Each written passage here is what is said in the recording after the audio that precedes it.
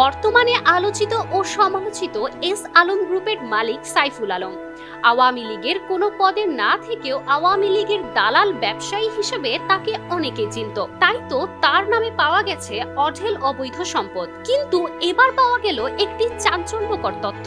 S আলমের কাজের মেয়ে মর্জিনা আক্তারের ব্যাংক অ্যাকাউন্টে 2,84,10,000 টাকা থাকার প্রমাণ পাওয়া গেছে। এর মধ্যে ইসলামী ব্যাংকে 4,55,000 টাকা করে মোট 22টি এফডিআর রয়েছে, যার মোট অর্থের পরিমাণ 1,10,00,000 টাকা। আর ফার্স্ট সিকিউরিটি ইসলামী ব্যাংকের সঞ্চয়ী হিসাবে রাখা আছে 1,84,00,000 টাকা। আওয়ামী লীগের ক্ষমতাচ্যুতির পর এস আলম গ্রুপের চেয়ারম্যান ও তার লোকজনের সম্পদের হিসাব খুঁজতে গিয়ে এ তথ্য পাওয়া গেছে। আর্থিক খাত নিয়ে কাজ করে এমন একটি সরকারি সংস্থার প্রতিবেদন থেকে মিলেছে মর্জিনার অর্থ সম্পদের হিসাব। সংস্থাটির দায়িত্বশীল একজন কর্মকর্তা দাবি করেছেন, মর্জিনার আরও কিছু অ্যাকাউন্ট থাকতে পারে, সেখানেও তার অর্থের সন্ধান অবশ্যই মিলবে।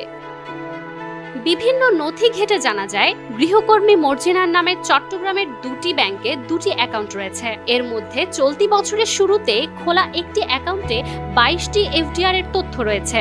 চট্টগ্রামের ইসলামী ব্যাংক 5 লাইশ শাখায় মর্জিনা আক্তারের নামে 4,55,000 টাকা করে 22টি এফডিআর এর মোট টাকার পরিমাণ 1,10,000 টাকা। এছাড়া মর্জিনা আক্তারের নামে চট্টগ্রামের প্রবর্তক মোড় ফার্স্ট সিকিউরিটি ইসলামী ব্যাংক শাখায় একটি সঞ্চয়ী হিসাব রয়েছে। এই হিসাবে তার রয়েছে 1,84,00,000 টাকা। সব মিলিয়ে এই গৃহকর্মীর 2টি ব্যাংকে মোট 2,84,10,000 টাকা জমা রয়েছে। 2টি অ্যাকাউন্টের এত পরিমাণ অর্থ জমা থাকার বিষয়টি অস্বাভাবিক বলছে সরকারের সংশ্লিষ্ট সংস্থা।